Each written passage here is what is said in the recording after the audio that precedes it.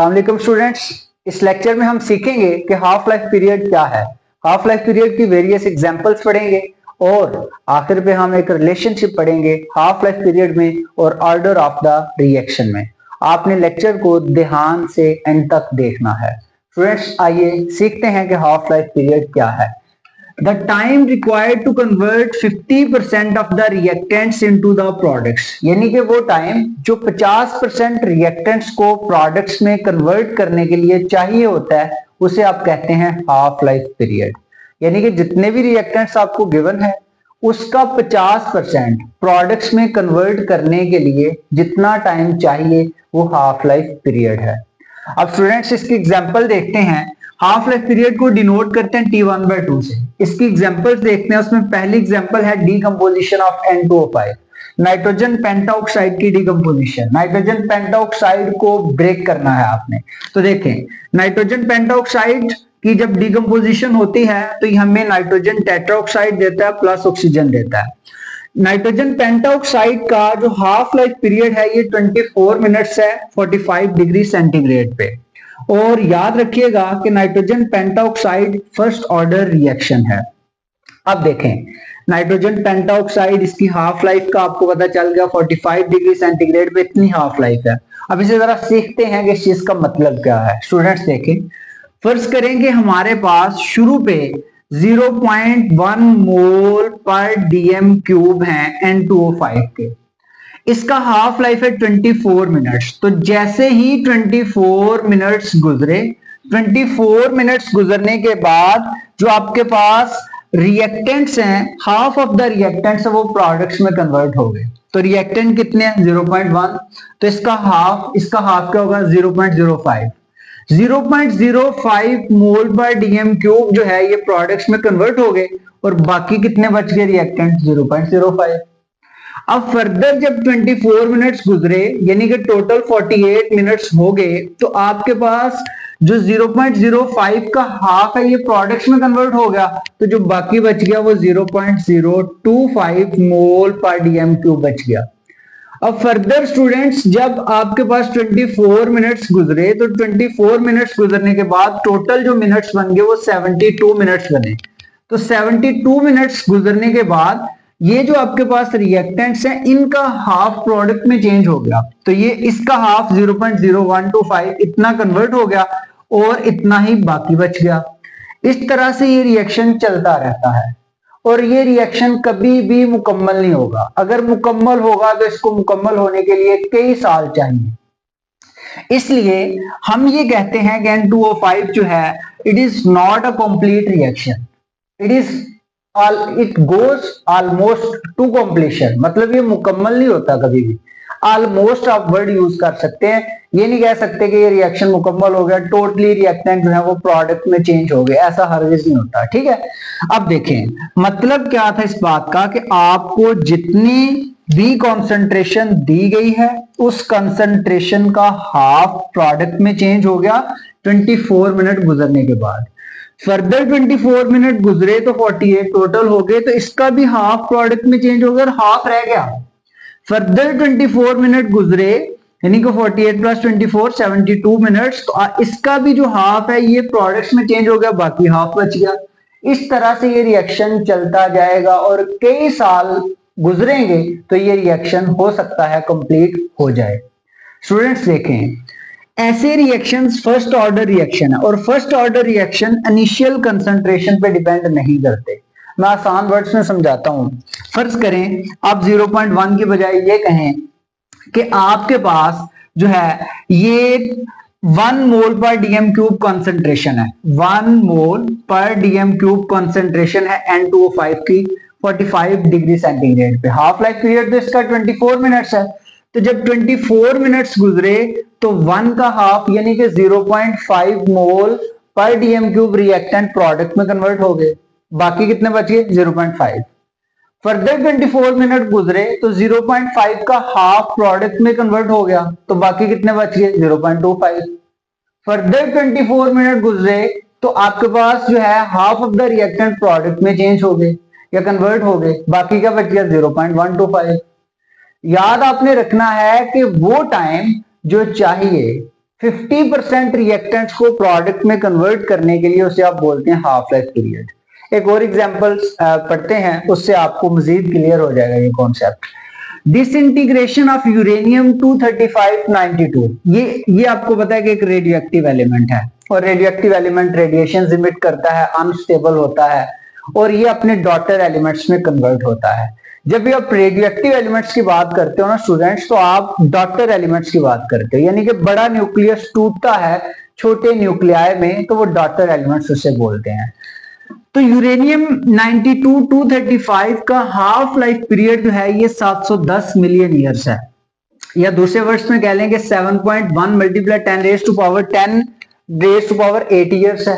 या और आसान वर्ड्स में ये कहें कि जो यूरेनियम 92-235 है, इसका हाफ लाइफ पीरियड जो है ये 71 करोड़ साल है। और यहां से इमेजिन करें कि ये इस तरह के रिएक्शन को मुकम्मल होने में कितना टाइम चाहिए, 71 करोड़ साल। फर्ज करें, अब सीखते हैं कि हाफ लाइफ पीरियड का कॉन्सेप्ट इस पे वैलिड कैसे होता है। फर्ज करें कि आपको शुरू पे दिया जाता है 1 किलोग्राम यूरेनियम। जैसे ही 710 मिलियन ईयर्स गुजरे तो स्टूडेंट्स 1 किलोग्राम का हाफ जो है वो प्रोडक्ट्स में चेंज हो गया। तो 1 किलोग्राम का हाफ जब प्रोडक्ट में कन्वर्ट हो गया तो बाकी कितना बच गया, 0.5 केजी बच गया। अब जब फर्दर 710 मिलियन ईयर्स गुजरे तो 0.5 का हाफ प्रोडक्ट में चेंज हो गया, तो हाफ बच गया। तो इसका हाफ जो बचा वो कितना है, 0.25 किलोग्राम। फर्दर स्टूडेंट्स जब 710 मिलियन ईयर्स गुजरे तो 0.25 का हाफ जो है वो प्रोडक्ट में चेंज हो गया, तो बाकी कितना बच गया, 0.125।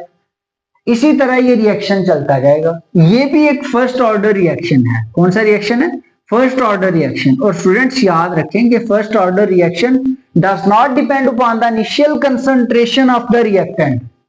Initial concentration of the reactant पे डिपेंड नहीं करता कि आपको रिएक्टेंट कितने गिवन है। रिएक्टेंट चाहे ज्यादा गिवन है, रिएक्टेंट चाहे कम गिवन है, इस चीज पे इसने डिपेंड नहीं करना। अब मैं थोड़ा सा इस चीज को एलैबोरेट करता हूं रिलेशनशिप से। आपको एग्जाम में पूछा जाता है कि what is the relationship between half life period and order of reaction. Student सीखना आपने, ये एक फिक्र इसे रट लेना है। हाफ लाइफ पीरियड को मैंने आपको कहा है कि इसे डिनोट करते हैं T1/2 से। Half life period of any order reaction, किसी भी ऑर्डर का जो रिएक्शन है उसका हाफ लाइफ पीरियड जो है वो इनवर्सली प्रोपोर्शनल है। इनवर्सली प्रोपोर्शनल किसके, initial concentration raise to a power 1 less than order of reaction. इस फिक्रे को सीखना है वो मैथमेटिकल एक्सप्रेशन से। Half life period of any order reaction is inversely proportional to initial concentration of reactant. What is a is initial concentration, और initial concentration जो है ये किसकी है, रिएक्टेंट्स की। ठीक है, what is n is order of reaction, it is order of reaction. अब देखें, अब जरा इस पॉइंट को सीखें। Half life period of any order reaction is inversely proportional to initial concentration of reactant raised to a power 1 less than order of reaction. ये आपके पास मैथमेटिकल एक्सप्रेशन है हाफ लाइफ पीरियड का। अब देखें स्टूडेंट्स, इस एक्सप्रेशन को first order reaction के लिए सॉल्व करते हैं, सेकंड ऑर्डर के लिए सॉल्व करते हैं, थर्ड ऑर्डर के लिए सॉल्व करते हैं। जब फर्स्ट ऑर्डर रिएक्शन होगा तो आपके पास n की वैल्यू 1 होगी, क्योंकि ऑर्डर ऑफ रिएक्शन को n से जाहिर कर रहे हैं, n की वैल्यू 1 होगी, तो जिधर जिधर n है वहां पे 1 पुट कर दीजिए। T1/2 सेम, n की जगह 1 लिख दिया। प्रोपोर्शनैलिटी का साइन 1 ओवर n की जगह 1 लिखा, 1 - 1 0। T1/2 inversely proportional to 1, a की पावर 0। लाख की पावर भी 0 होना तो आंसर 1 आता है, तो a की पावर 0 है तो आंसर क्या है, 1 आया। तो 1 ओवर a की पावर 0 1, तो 1 ओवर 1 1। इसका मतलब है कि जो फर्स्ट हाफ लाइफ पीरियड है, यानी कि जो आपके पास वो इनिशियल कॉन्सेंट्रेशन ऑफ रिएक्टेंट पे डिपेंड नहीं करता। जिस तरह ये आपको मैंने बताया कि ये फर्स्ट ऑर्डर रिएक्शन है, तो फर्स्ट ऑर्डर रिएक्शन जितने भी हैं वो इनिशियल कॉन्सेंट्रेशन पे डिपेंड नहीं करते। ये चीज अपने जहन में बिठा लें। जब प्रोपोर्शनैलिटी का साइन हम खत्म करेंगे तो ये एक मैथमेटिकल एक्सप्रेशन को रट लें कि फर्स्ट ऑर्डर रिएक्शन के लिए जो मैथमेटिकल एक्सप्रेशन है T1/2 1 is equal to 1 over, ये प्रोपोर्शनैलिटी का साइन खत्म करके 1 ओवर A नॉट की जगह आपने 0.693 ओवर K रट लेना है। इसकी डेरिवेशन है बट हायर क्लासेस में आप पढ़ेंगे, अभी आप नहीं सीखेंगे। सेकेंड ऑर्डर रिएक्शन के लिए आपने क्या करना है, ये मैथमेटिकल एक्सप्रेशन है स्टूडेंट्स, तो इस n की जगह पे 2 लगाना है। तो T1/2 n की जगह पे 2 आ गया, प्रोपोर्शनैलिटी 1 ओवर n की जगह पे 2 लगाया, 2 - 1 1 ओवर A1। इसका क्या मतलब है, इसका मतलब मैं पहले इज इक्वल टू वाला आपको वो कहानी समझा देता हूं जरा। Is equal to 1 over KA। अब स्टूडेंट्स एक और बात इस एक्सप्रेशन से सीखें, half life period for second order reaction is inversely proportional to initial concentration of reactant. ये फिक्रा आपने लिखना है कि सेकंड ऑर्डर रिएक्शन के लिए जो हाफ लाइफ पीरियड है वो इनवर्सली प्रोपोर्शनल है initial concentration of the reactant. इसी तरह जब हम बात करेंगे स्टूडेंट्स थर्ड ऑर्डर रिएक्शन की, तो थर्ड ऑर्डर रिएक्शन के लिए क्या होगा वो भी आप सीख लें। आपके पास जो एक्सप्रेशन है वो क्या है, T1/2 यहां पे n है, प्रोपोर्शनैलिटी 1 ओवर A की पावर n-1। अब थर्ड ऑर्डर रिएक्शन के लिए जो n की वैल्यू होगी वो 3 होगी। जब n की वैल्यू 3 होगी तो T1/2 n जिधर है वहां पे 3 लिख दें, प्रोपोर्शनैलिटी 1 ओवर A और 3 - 1, तो 3 - 1 क्या होता है 2, तो T1/2 और यहाँ पे 3, प्रोपोर्शनैलिटी 1 ओवर, तो 3 - 1 2, तो A की पावर 2। अब इस चीज का क्या मतलब है, half life period for third order reaction is inversely proportional to square of initial concentration of reactant. ए क्या था, इनिशियल कंसंट्रेशन ऑफ रिएक्टेंट, तो उसका क्या है स्क्वायर है। तो जो थर्ड ऑर्डर रिएक्शन है उसके लिए जो हाफ लाइफ पीरियड है वो इनवर्सली प्रोपोर्शनल है to the square of initial concentration of the reactant. और जब प्रोपोर्शनैलिटी का साइन आप खत्म करते हैं तो यहाँ पे जो एक्सप्रेशन बनता है वो क्या बनता है, T1/2 3 is equal to 1.5 over KA square. ये आपने रट लेना है students. This was all about half life period, its various examples and relationship between half life period and order of reaction। मिलते हैं नेक्स्ट वीडियो में, अल्लाह हाफिज।